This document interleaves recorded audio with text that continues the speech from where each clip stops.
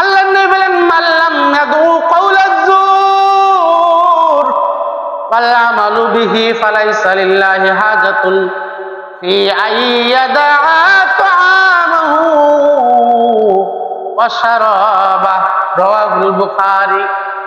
আল্লাহ নবী বিশ্বনবী বলেন, হে আমার উম্মতেরা, তোমরা অনেক কষ্ট করে রমজানের রোজা রাখো, অনেক কষ্ট করে রমজানের রোজা রাখো।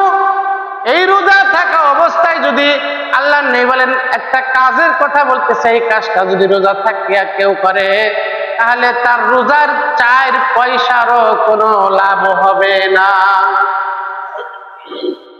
সম্মানিত মুআজ্জাজ মুকাররম হাজিরিন, আল্লাহ নবী বিশ্ব নবী রাহমাতুল লিল আলামিন বলেন, আমার উম্মতেরা, হ্যাঁ আমার উম্মতেরা, এমন কিছু মানুষ আছে কামসাইমান লাইসা লাহু সিয়ামুহু ইল্লাল জু।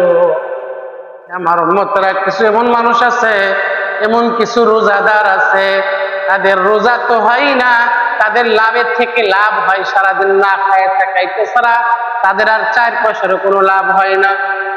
আল্লাহ নবী আবার বলেন ওয়াকাম কাইমান, আবার কিছু সারা রাত দাঁড়িয়ে থাকে থেকে নামাজ আদায় করে এমন কিছু নামাজি আছে যাদের সারা রাত জাগনা থাকা ছাড়া তাদের নামাজে 4 পয়সারও কোনো লাভ হয় না।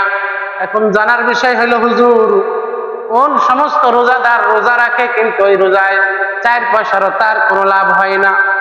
আল্লাহ নবী হাদিসের মধ্যে বললেন মাল্লাম ইয়াদু কাওলাজ যুর ওয়াল আমালু বিহি।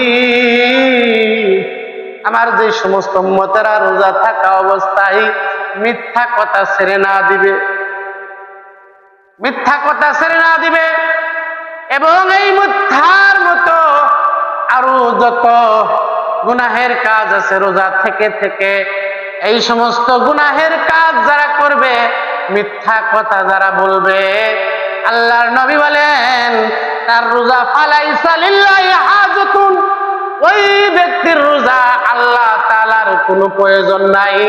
যেই রোজা থেকে মিথ্যা কথা ছাড়তে পারে না, গুনাহ ছাড়তে পারে না, ওই রোজা থেকে 4 পয়সারও কোনো লাভ না।